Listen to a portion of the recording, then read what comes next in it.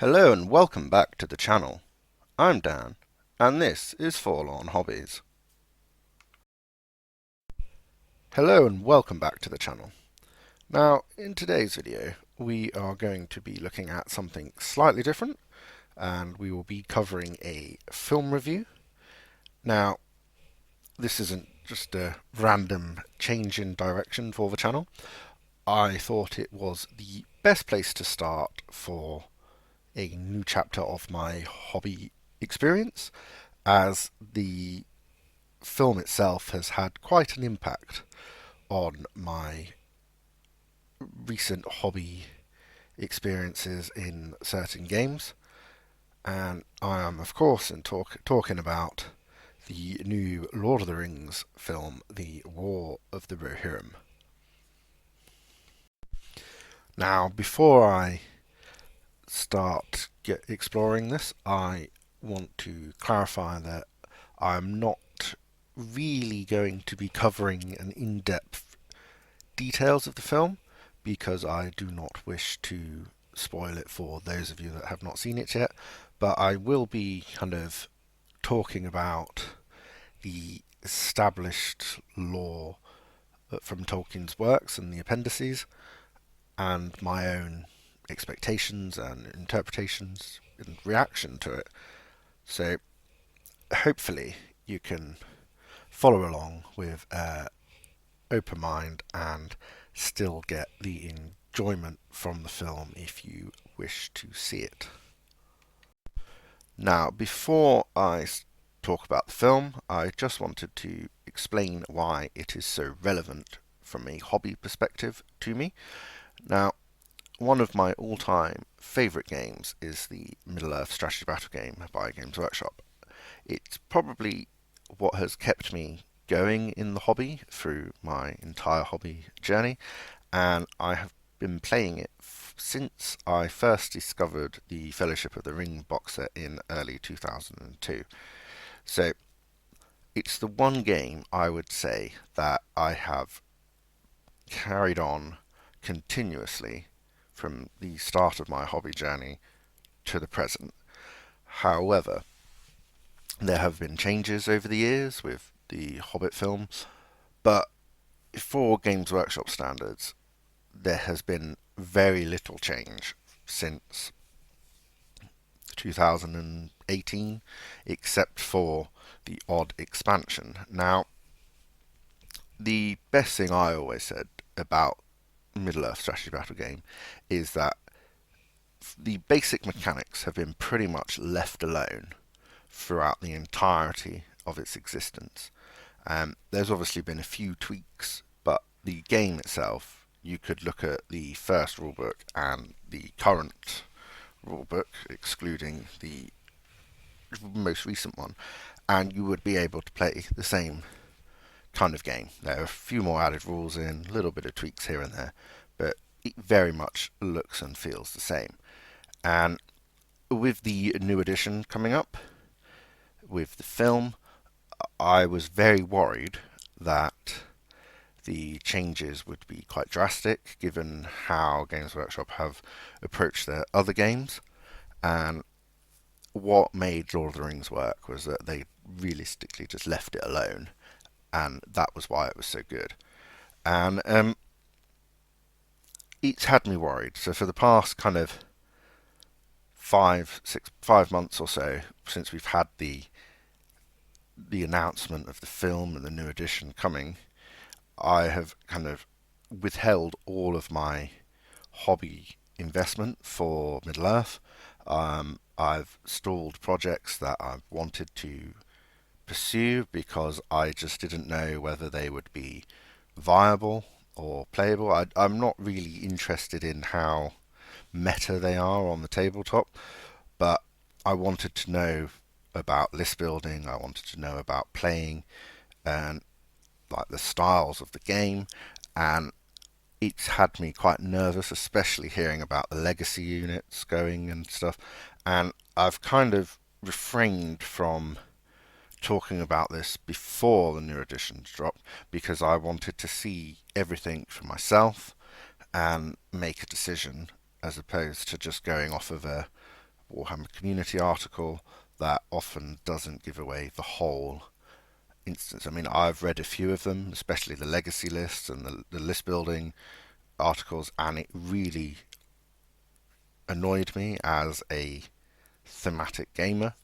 But I will do a video where I review the new box set and the new, should we say, the first wave of new releases for the game, and I will talk about that in much more detail in a future video. So this film for me was a way of re-engaging me with my incredible interest and passion for Middle-earth, and allowing me to continue on that journey of inspiration, and also use it as a way to introduce my children to the world of Middle-earth as well, in a way that, being an anime film, it would be a little bit more child-friendly. Now, the film itself has had quite a lot of negative press because of the direction that they've chosen to go with the storytelling, mainly around the fact that the main character is the unnamed daughter of Helm in the lore, and they've made her front and central stage to the film. So my expectations going into this film was quite low, because although I expected, with Peter Jackson at the helm, there to be a good engagement with the lore and works of Tolkien, as he's the one that obviously has been responsible for the incredible original Lord of the Rings trilogy and the Hobbit films. That wasn't the issue for me. It was how the impact of, should we say, the demands of modern society and diversity have gone into the film. So, I mean, I don't particularly care. I think if it works, it works. But it was just the fact that I was concerned that this was just to tick a box rather than to create an authentic interpretation of Tolkien's works. However, I was pleasantly surprised whilst watching the film that I thought overall the interpretation was authentic, and it really gave character to the appendices mention of this event. So I was quite reassured in the fact that it felt authentic. It was, very realistic in its storytelling, I thought. Now, we know that Tolkien's heavily inspired by the kind of Dark Age mythologies of the Anglo-Saxon culture, and maybe even the Anglo-Danish Viking era when he is thinking about Rohan. I mean, he wrote the Lord of the Rings as an alternate mythology, really, for his studies and his language, to give it a world to kind of go with, because he liked to invent languages, and that was his kind of main passion.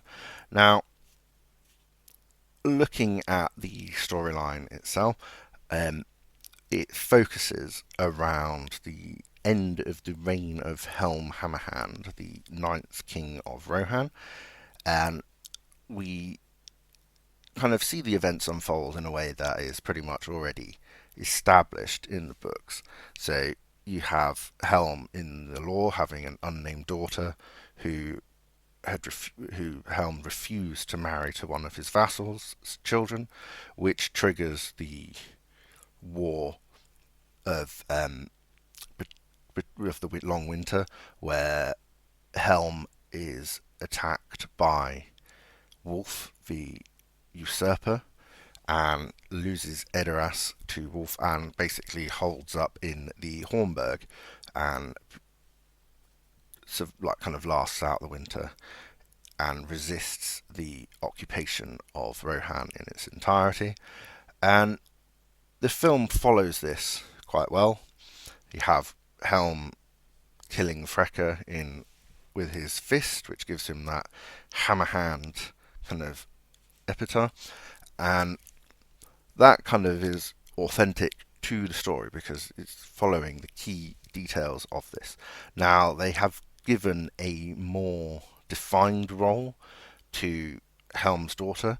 Now, when you're applying this to a storyline and there's just an unnamed character, you need to give them that further depth. Now, if it was just a maid or something like that, then I can understand why it would just be a background character. But the character in question is the daughter of Helm. She's going to have a significant role, and quite realistically, it's going to be of a similar role to Éowyn in the Lord of the Rings films, because she is the closest female to the king. And then also you allude to the legends of shield maidens protecting Rohan, Éowyn's idealistic vision in the Lord of the Rings to live up to the shield maidens of old. The women learnt long ago that they needed to defend their land. Is one of the quotes that she uses in the films and in the books.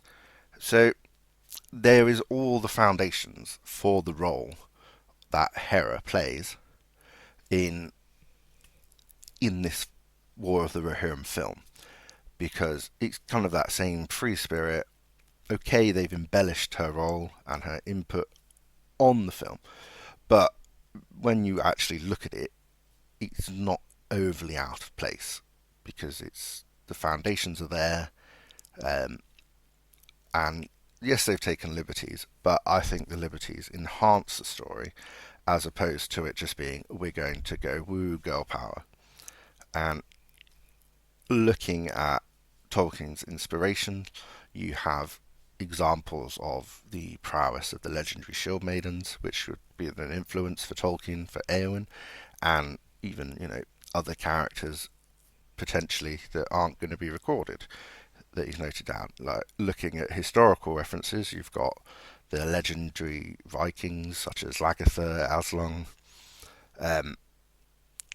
and even more closer to home, you have the Lady of Mercia herself, Ethelfled, the daughter of Alfred the Great, who was very much a warrior leader in terms of her protection of Mercia against the Vikings. And so there are examples that can kind of build upon this narrative that they want to recreate. And the issues that I've seen people complain about in terms of storyline, you could, if you were a absolute nerd of the works like myself, look at the situation and be like, well, the original trilogy is the bar that everyone kind of aspires to hold every future thing related to Lord of the Rings to, but that in itself is not perfect because there are huge storylines omitted, characters that have been removed, such as Imrahil is a brilliant example, because it's Imrahil that commands the defence of Minas Tirith and rides out to save Éomer with Éomer's death last stand,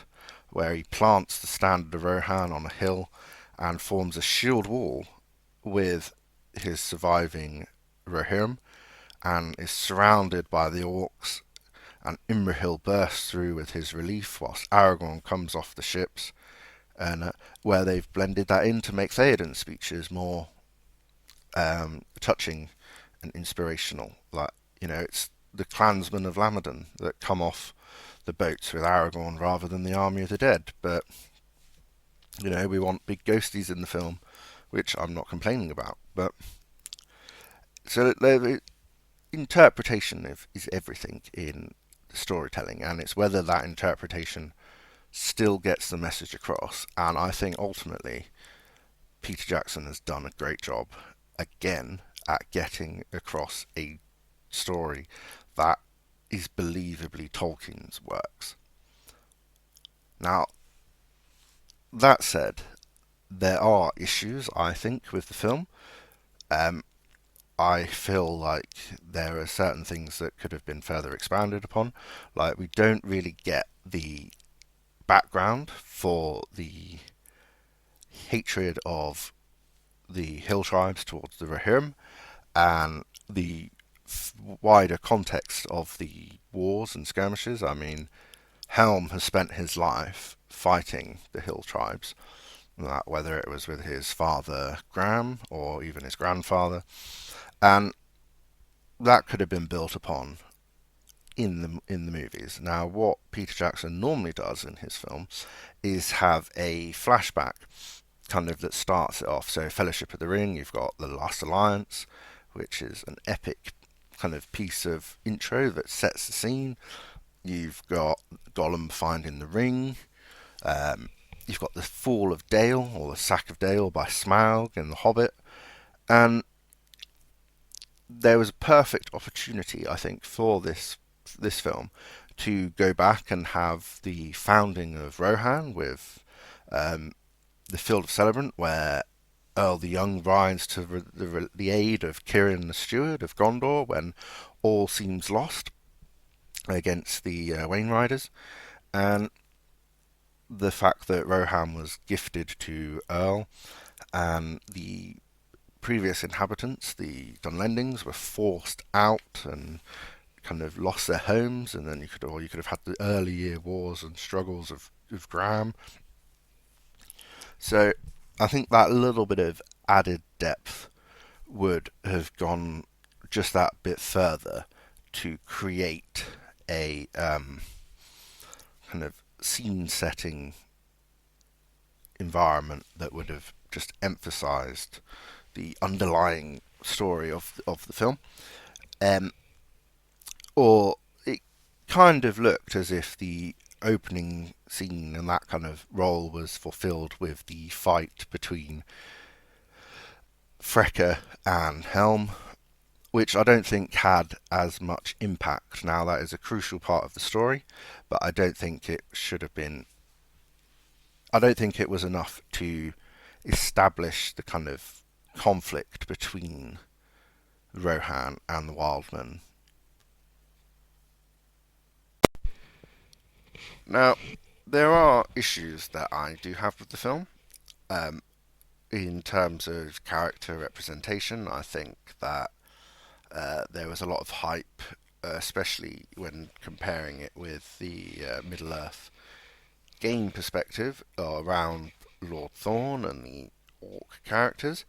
Well, actually, I don't know whether they've been cut or something, but the role themselves, I didn't necessarily think that the orcs, for example, were a necessary inclusion. I don't think they add anything to it other than a gimmick reference to all the orcs and Sauron are the bad guys, just to emphasise the fact that this is the Lord of the Rings. And I think the film would have worked just as well without them. In terms of Lord Thorn, I was expecting much more from looking at the relevant materials that have been released around it. Um, so I'm hoping that there was a lot that was cut in regards to him. I think, without giving too much away, um, the fact that there's a scene where um, Helm's like going to raise the army, Lord Thorn pledges X amount of troops. I think that could have been done in a much more um, there could have been a much more engaging way with that, and I'd have liked to have seen that unfold in a more dynamic way, I think. Now, there are obviously casualties, should we say, of the role that Helm's daughter plays. The main one being that of Freylaf Hilderson, and I think the film handles this well to an extent, to the point where I'm not that irritated by the changes. They still present Freylaf in a very noble and supporting way, and I think he still plays the dynamic role enough that the works of Tolkien are respected, even though it specifically mentions in the lore that Freylaf kills Wolf. Sorry, that is a massive spoiler. Um, but I think that you can interpret this as Freylaf has the ultimate victory, which the film does does live up to. So I can live with that change. I think you couldn't have had the story that they were trying to tell and then not have slight tweaks. But overall, I'm very happy with the way they went about it. From my low expectations, I would thoroughly recommend the film after having seen it. My children enjoyed it as well, and they've been trying to steal all my new minis that I have bought in the pre-order wave, so make of that what you will. The main issue, or kind of irritating thing about the film for me, was that it was an anime film. Now, obviously, technology has come a long way since the original trilogy came out. Not that it needed anything done to it, but in terms of the development of animation, it should have been, I think, of a much higher standard. Now, it very much felt like I was watching Dragon Ball Z as a child. It was that kind of standard. It was quite nostalgic, the approach, and I think a lot of detail was lost as a result of it not being a live action or even like 2024 standards of anime. So I would have liked to have seen it as a live action remake, because then there would have been a lot more natural kind of flow of certain interactions as opposed to the overly embellished anime kind of heroics, should we say? Um, Especially with like the punch between Helm and Freka, where Helm literally just sends him flying across the courtyard, um, because that realistically wouldn't have happened. Or like the power hits of wrestling kind of displays and stage fighting, as opposed to more natural looking combat. But I understand that obviously an anime needs to embellish certain things to get the same effect as a live action film. So, whilst the anime was exceptional for what it was, it always leaves you lacking, I think, when you have such a high bar of live action that you know it can be done. So why wasn't it done? That's the question, I think, that ultimately I would want to know. And I think that kind of sums up overall my perspective of the film. It was a much better experience than I was anticipating. It had its flaws, but it was enjoyable. I'd watch it again, and I think that it has a place in the world of Middle Earth. And that's it for today. I just want to take a opportunity to commemorate you for getting this far, and say that I really appreciate your support with the growth of this channel, and I hope to see you again in the next one. Thanks for watching. Please remember to like and subscribe. Until next time, enjoy your hobby.